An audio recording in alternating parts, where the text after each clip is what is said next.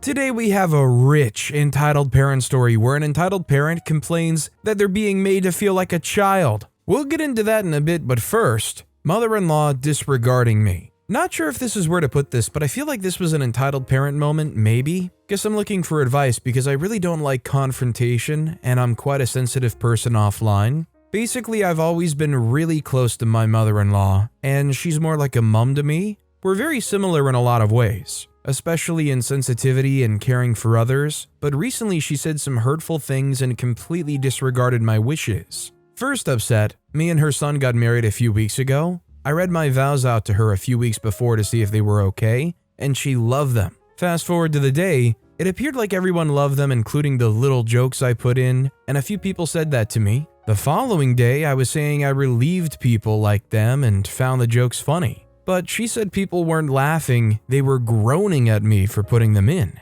I asked why she would say that, because that'll get into my head and ruin the moment for me. But she didn't say anything and carried on playing with my son. She knows my mental health isn't always the best, and that would be something I would latch onto, especially since I've only just started being able to trust people again. Second biggest upset, because we live so far away from each other, I've only met her colleagues once or twice, but they've always been really kind to me and spoiled us when big celebrations have happened. On top of this, they've looked after and cared for my mother-in-law in such a way that they've been more like family and best friends to her, especially in difficult times in her life. I realized I hadn't thanked them properly for the gifts and things when my baby daughter was born at the beginning of the year, as well as my son a few years ago, but I also wanted to thank them generally, mostly for her. I didn't have a traditional cake at my wedding, and instead did a traditional dessert/cake from where I live that are small and individual. As we only invited really close family and friends to the wedding,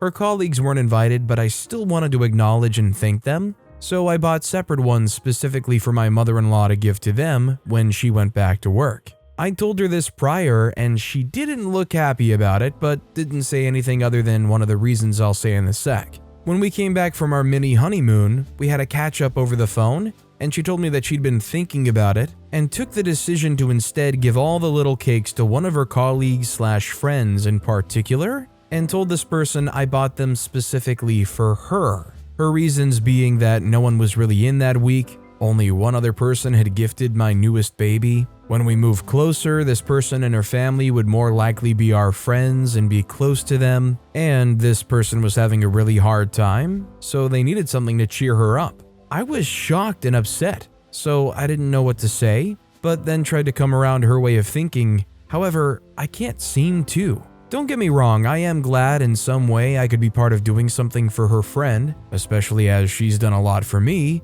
but for me, mother-in-law took something I went out of my way to do, disregarded my wishes, lied to her friend, put me in an awkward position, and took a gift away from her other colleagues. There's a couple more things, but these two are the ones I'm most upset about. I don't feel like I'm wrong for being hurt and upset with her, and feel she's massively overstepped. I tried to talk to my husband about it, but he doesn't see the big deal for me. But I think he forgets I've experienced a lot of hurt and disregard from people, and just how much it's taken me to work hard to trust people and go back to how I used to be with people. I really love her a lot, and as I said, I really hate confrontation. I don't know how to address it without an argument or saying something in the wrong way. Please no hate, just want advice on how to address this appropriately without causing upset. I think the issue here is OP either feeling the need to please her or live up to her standards or need validation. It's clear that she's routinely hurt you or let you down. And my question is, why is OP presenting this as if the only option is to move forward with her and try to find a way not to upset her versus being honest or honestly pulling back a little bit and stop allowing yourself to be hurt by this person? Our next story is, entitled mom is upset that I did my job and had to inform her that her son is misbehaving. Bit of context first, I'm a manager of a before and after school childcare program in my local public school district. The company that I work for is privately owned and sort of rents out the space in the schools. I've just passed my 7th year working here, started when I was 15, and I've always really liked it, mainly because the school that I've been working at is the school that I went to as a kid, and it's within close walking distance. Working at that specific school is one of the main reasons that I've worked here for so long. When I became the manager, it was literally something that was just forced upon me because there was no one else to fill that role. I've always been really good at saving, so I've never asked for a raise before. I've spent my own money buying toys and supplies for the site that the higher-ups either didn't want to get or didn't know what to get. I've been shortened on support staff for my site for the second straight year, as they don't want to pay a competing starting wage with other nearby businesses. But whatever. Working with children K-5 takes a lot out of you, but you do it for them. I've always really liked my job, but the past couple of days are making me change my mind. So there I was, opening, understaffed, with 2 staff out on vacation, 1 not showing, and 2 others coming nearly 30 minutes after school gets out because they're both high schoolers and have to commute, drop off siblings, and whatever. Shortly after school gets out, I usually take the kids to the playground. It's one of the largest playgrounds in the district, despite being one of the smallest schools. So I'm practically solo monitoring 45 kids because one staff has to stand at the entrance to the playground, and then a hill and the equipment get in the way. Then I hear a lot of yelling that one of the first grade girls is crying. When I get over there, the first grader is under some stairs crying, and I start my questioning. The first grader in question has some mobility disability, required a walker to get around, and had multiple surgeries over the summer to help. Turns out that a new kid in the program this year, a 3rd grade boy, had pushed her down, kept pushing her down, pinned her to the ground, and grabbed her neck. When I asked the 3rd grader why he did this, he said, "I don't know." When I asked if there was a reason why he did this, he said no. In response, I had him apologize to the first grader and walk 3 laps around the blacktop.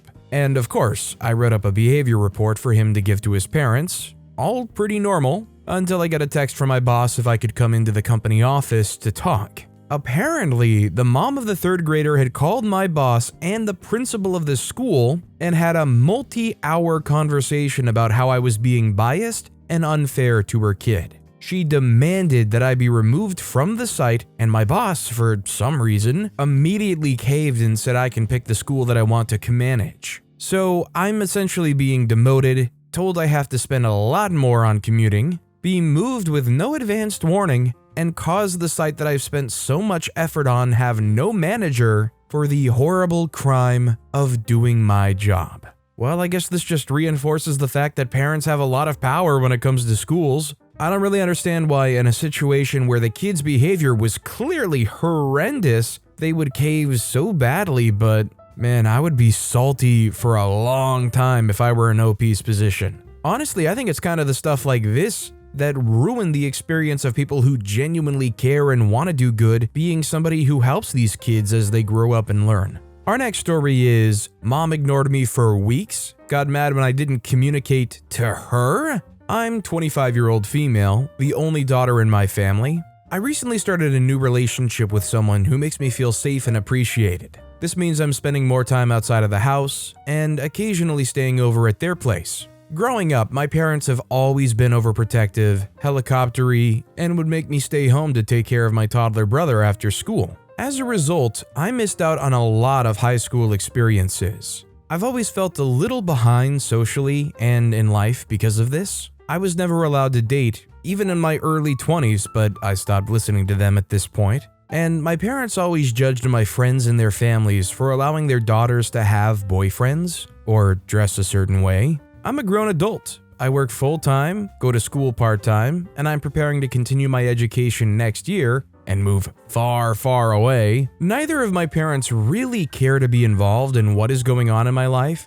There's never a stream of communication via text or call. In the past, they would only really text or call me to ask where I am. This would present itself as them cursing me out or accusing me of drinking or doing drugs. There's not even a stream of consistent communication between the two of them. So I've learned to be private with what's going on in my personal life, just because I don't really want them to be involved or provide their very judgmental and traditional opinions on what I do. My narcissistic mom recently saw my tattoo, a small outline of my childhood dog on my ankle, and told me I was a bad person and ran away crying. She then didn't talk to me for 2 to 3 weeks. I started this relationship around the same time. My parents now have been demanding to know where I am, who I'm with, even though I've asked them for privacy. Probably should have known better. They started lecturing me about how, if I don't like it here, I can move somewhere else. My mother made very personal attacks at me during this lecture. I got upset and emotional, and she scoffed at me. My dad told me to not take her opinions personally, and that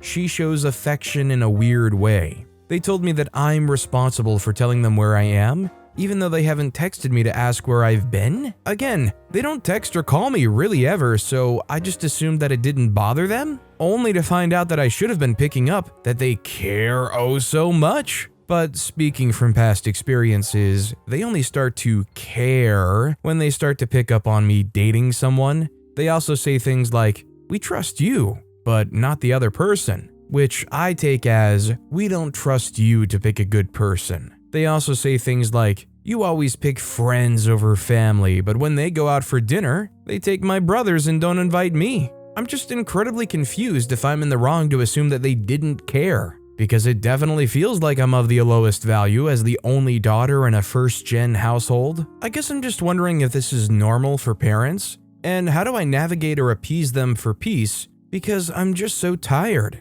I have so much going on in my life, and these unnecessary lectures jumble my brain and stress me out even more than I already am. Also, am I being gaslit into believing that they genuinely care? Because I feel cognitive dissonance creeping up on me. Anyway, I'm just incredibly tired of not feeling seen as a competent individual in their eyes. Yeah, I definitely think a lot of OP's concerns are very real here. I mean, they're putting in the bare minimum or outright ignoring or dodging OP and then turning around and saying, "Why are you dodging us?" or thinking that we're dodging you. Is it not like a level of gaslighting that's honestly going on here? This next story is, got the silent treatment from my mom after an argument about my boyfriend. I would like to start this story with the fact that me and my boyfriend are currently in a long-distance relationship due to the fact that I'm working in another country and he's still in our hometown where my parents and his also live. So long story short, my parents are divorced and living in separate houses in the same city.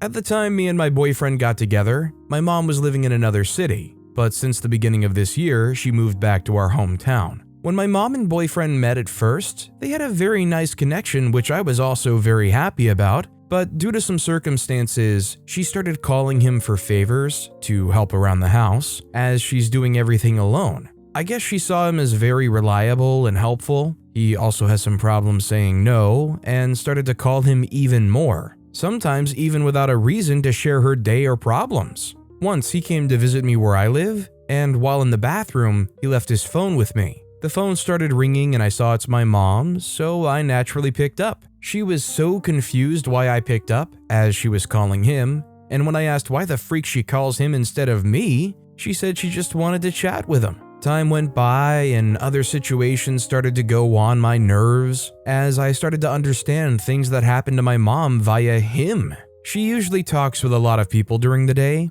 and sometimes forgets what she told who, but it's just so unnatural to me to learn things about my mom through him. There was also a situation that irritated me a lot when I was going back home. My flight was on, let's say on Saturday, and she was supposed to come pick me up from the airport. On Thursday, my boyfriend says, "Your mom invited me tomorrow evening," so Friday, "to have dinner at her place." Of course, we started an argument as of why she would invite him to dinner exactly a day before I come, and especially what they'll do to a dinner, just the two of them. He didn't go and we ended up going after I was back. Fast forward to a few days ago, when the same situation with a dinner happened again. She hit him up with the idea of cooking something and having a dinner together. I get that info from my boyfriend again, and when the day of the dinner came, she randomly texted me what she was doing now. I took the opportunity to tell her I know about the dinner and it's again not from her but from my boyfriend, and that I don't feel comfortable about these kinds of situations at all. She invalidated my feelings, saying something like, "You're always mad about something," and when I told her that I don't expect her to tell me everything, but when it comes to plans with my own boyfriend I am expecting to know, she said, "Am I supposed to tell you every time I call or every word I say to him as well?" She said if I waited a bit more, she would have told me about the dinner. I just left the convo there as I was left with no words. During their dinner, she called me with video, and I told her we'll talk later once she's alone. I guess my boyfriend was also giving her the cold shoulder, and she left in an hour. I called her to explain my feelings and how I don't see it right for her to share so many things with him than with me. I also told her that her behavior messes up my relationships with him, and we have arguments for nothing. She said she didn't understand my point and needs time to think about everything. It's been 4 days of silent treatment since then. Am I in the wrong in this situation for speaking up and having some boundaries? I don't think OP's in the wrong here. I mean, it's one thing I suppose for a parent to want to spend a little time getting to know their kid's partner, but there seems to be like this weird, unhealthy attachment going on here, where it almost seems like she's trying to date the boyfriend more than OP is. My question is, why is the boyfriend playing along so much with it? I mean, OP doesn't seem too upset with him, but like, why has it been allowed to get to this point? Our next story is, my mom has been abusive and a bully to everyone and now wonders why she's alone. I, 19-year-old female, have lived with my mother all my life, but moved out a year ago due to multiple traumatic events in the past. As of last week, I got the official PTSD diagnosis for this, and I plan to cut ties. She's never been the nurturing type, and always just given me the bare minimum that I needed to survive. I'm talking friends had to teach me at 13 or so how to brush my hair and teeth, because my mom couldn't be bothered to do it. They also had to explain things you usually learn in preschool that my mom also failed to show me, like not to hit or even touch other kids if they didn't want it. She left me alone for the first time when I was 6, overnight, and when I called crying 20 minutes after she left, my mom said that she would only come home if there was an emergency. And I was so scared to be alone, I almost threw myself down the stairs on purpose so that she would come home. I chickened out and cried myself to sleep. The next day she said, "See, that went well, no need to be a baby about it," and from that point forward, just expected me to be okay with her dipping whenever she felt like it. She said I looked like a Chinese tramp because I had makeup on for the first time and the shade was too pale for me. She said that all the men would be looking at me in that way and that I would be a pretty sight/distraction for them. I was 12 and I was about to go to church for a ceremony. She has repeatedly made it known that she doesn't care about my well-being nearly as much as my chores being done, my grades being good, and people thinking she's a good, brave, single mom. From not caring that I wouldn't eat or show up at her house for days just to see if that would make her worry, to calling me fat even though I'm perfectly healthy and she's the obese one, there's a lot to unpack here. I'm going to therapy and I'm getting better. Responsible for my PTSD is something she did when I was 6 or 7. She would invite our neighbor and her 2 sons over so they could play with me and the grown-ups would talk. They SA'd me multiple times during those play dates. I begged my mom not to let them come over again with tears in my eyes. She responded by saying I should be grateful those older boys were even indulging me. After all, boys that age don't want to play with girls, much less younger babies like myself. It stopped after she fought with a neighbor. Meanwhile, my memories got repressed and I only remembered these things after 2 years of therapy. That was just the context. Sorry for trauma dumping. My birth giver's most recent escapade is this.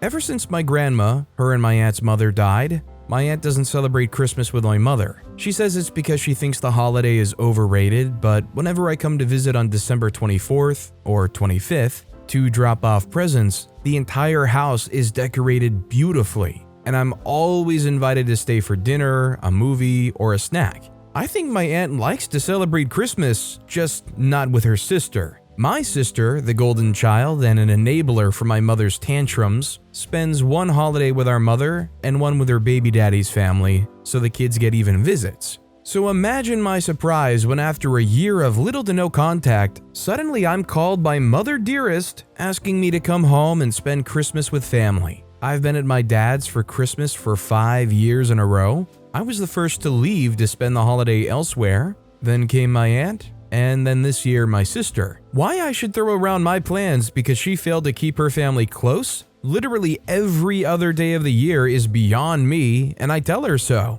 Now, of course, this is very sad, and I'm a horrible daughter and person for doing this and leaving my poor mother alone on Christmas, boo-hoo. Some family members have called and told me not to be selfish and that it's time for family to come together. I tell them I am with my family, and if they think it's so sad that this poor, narcissistic, abusive she-devil has to spend a cold December night alone, then they can come and pick her up. No one wants to do that. Big surprise. My aunt is staying out of it. My dad says it's my right to do whatever I want on Christmas, and would not recommend going back out of pity and guilt. My mom is crying and calling and guilt-tripping me and begging me to come home. My sister says I'm being cruel and a selfish brat. The woman is my mom and she gave birth to me. Our family's really small, so there's like 7 people on either side. Can someone please tell me I'm not insane? I think I need to hear that. Or would you keep someone like this in your life? Aside from the essay, this is the tamer stuff she did. Edit, for those of you wondering where my dad was during all of this, she basically used him as a donor and pieced out. They both wanted a child but not a relationship, so they agreed that he would be a weekend dad and I would stay with my mom most of the time. Only she started reducing contact the second I was born. She didn't put his name on the birth certificate without anyone's knowledge. He only got to see me like once every 2 months if we got lucky. And even then, my mom complained that that was too much. My dad wasn't aware of how I'd been treated, and I only recently told him, mostly because I repressed half the bad stuff that happened, and the other half I thought was normal as a child. He was horrified. What's weird is that she never seemed to want me around, like she'd leave for days during school weeks with little to no warning, or during summer, she'd ship me off to a camp I didn't want to go to. My dad would have gladly had me on all those occasions. I don't know why she didn't let me go. At this point, I think she was just acting cruel because she could. Honestly, I think the last bit OP was talking about is just selfish. They probably just wanted to be the better parent. They probably wanted to reinforce and make sure their status as a strong, brave, single mother could not be infringed or walked upon in any way. Needless to say, I don't think OP is insane at all. This next story is, entitled parent complained that I made him feel like a child. I work in the kids area on a cruise ship. Policy, we allow parents with kids younger than 3 in the play area. Rule being one parent has to be accompanying the child at all times. I left for a few minutes because of a child getting seasick. When I returned, there was the dad with his 2-year-old son drawing on the counter. I said, "I'm sorry, sir, but please do not let him draw on the counter." He said, "Oh, these aren't washable?" I said, "Yes, they are. We don't want anyone drawing on the counter." Entitled dad allowing the child to continue. I say, "Sir, please do not allow your son to draw on the counter." Entitled dad tells the child he isn't allowed, and they leave. While I clean the marker off the counter, the child runs off to some prep work one of my coworkers set aside. Child grabs the scissors and the prep work. I said, "Sorry, dear, you cannot play with this right now. You're welcome to play with it later." The entitled dad says, "It's okay for him to play with it while I sit with him." I say, "Sir, there are toys he's welcome to play with. This he cannot play with right now." The dad replies, "I'll be sitting here with him." I say, "I understand that. Right now, he cannot play with this. He's welcome to when my coworker has finished cutting everything." The entitled dad, now frustrated, "Do I need to pay for anything?" I said, "No, sir. I'm just letting you know right now he cannot play with this." "I thought my son was allowed to play with anything in this room." The manager, thank God for her, says he can play with what is available to him. There are toys on the other side of the room he can play with. "Sir, no need to pay for anything." Entitled dad takes a plate of markers to one of the tables. I tell my manager I'm going to give him some paper, as I'm worried he'll allow the child to draw on the table. Just as I got the paper, there he was sitting next to the child, drawing on the table. I say, "Sir, here's some paper for your son to draw on. Please do not allow him to draw on the table." Entitled dad takes the paper while telling his son he must draw on the paper, all frustrated. My manager gave me a look of, "Oh my God." I went to go clean the room next door before returning. My manager informed me the entitled dad asked for my name. He wanted to make a formal complaint against me for treating him like a child. My manager said the last straw was when his son opened the TV cupboard, started playing with the things in there, which is the Nintendo Switch, controller, sound system, DVD player, and games for the Switch. My manager informs him that that is not an area for a 2-year-old child to play with. He was obviously not happy by that. His wife showed up during the time. They left just as I returned. The wife thanked us for everything. That was that. The washable marker I could get off the counter. Sadly, not completely on the table. I love that this guy had to clarify and make sure to ask, "Do I have to pay for anything?" Because it darn sure seems like by the time they were done in that room, that they would have managed to find a way to have to pay for something. "Just to clarify, I don't have to pay for anything in here, right?" Meanwhile, he's revving a theoretical chainsaw behind his back. Our next story is, entitled Mom Yells at Me and My Cousin Because We Didn't Let Her Kids Play. I'm sorry if the details are a bit vague, as I was only around 4 years old when this incident occurred. This story takes place in late 2008 around November. At the time, my cousin had the idea to set up a lemonade stand for our neighborhood, and I agreed. We received permission and gathered all the necessary ingredients to make the lemonade, using an old lemonade stand from our parents' childhood, and adding in our play tents and toys. We transformed our front yard into a kid's paradise, with play tents, swings, a trampoline, and a sandbox. Our cul-de-sac had about 6 other kids, including 2 girls our age, who had been our friends since we were born, as well as 4 older cousins whom we weren't extremely close with. We were familiar with all the kids, and everyone knew they were welcome to join us and play. Once we had our setup ready, our grandma treated us to some snacks. These snacks included chips, gummies, and 2 cups of cola. My cousin and I occasionally got to share a can of Coke as a treat. She also gave us a plate with 2 fresh brownies. Our routine was to play until we noticed someone approaching the lemonade stand. Most of the people who stopped by were family friends. There were also 2 strangers who approached but turned away after making a purchase. At one point, a boy around 9 or 10 came by on a bike. He immediately ran and started jumping on our trampoline with his shoes on, which upset my cousin. Our grandparents had a strict no shoes on the trampoline rule, and his jumping caused my cousin to fall off and hit her head. My papa, who was doing yard work nearby, intervened and asked the boy to get down. The boy became angry and started yelling at my papa, claiming that he wasn't his boss and that his mom had told him he could play on the trampoline. This puzzled my grandpa because we had never seen this boy before. Despite the confusion, my papa picked the boy up by the arm and pulled him to the ground. He did this because the trampoline was very low to the ground. My papa explained to the boy that he couldn't simply do things because his mom told him to, and he emphasized that the boy could have just asked to play. However, he couldn't do that because he ended up hurting my cousin. The boy then sulked and got back on his bike. After my papa helped my cousin, we continued playing. By that point, we'd sold most of the lemonade when we suddenly heard a loud crash. We turned to see a woman, and the pitcher of lemonade shattered on the ground. The woman approached, grabbed me by the arm, and began yelling at both me and my cousin, leaving me terrified and unable to recall much of what she said. My papa heard the commotion and rushed over to see what was happening. He saw the woman holding me by the arm and started yelling at her. He even threatened to call the police. The woman let me go and redirected her anger towards my papa. To her surprise, my kind-looking grandpa could be stern and assertive. He shouted at the woman while my cousin comforted me. Unfortunately, the part of my arm that she had grabbed was already starting to bruise. Eventually, the woman grabbed a half-eaten brownie and threw it at my papa. In response, he took out his phone and called 911. This frightened the woman, prompting her to quickly run off. After that, we packed up and went inside.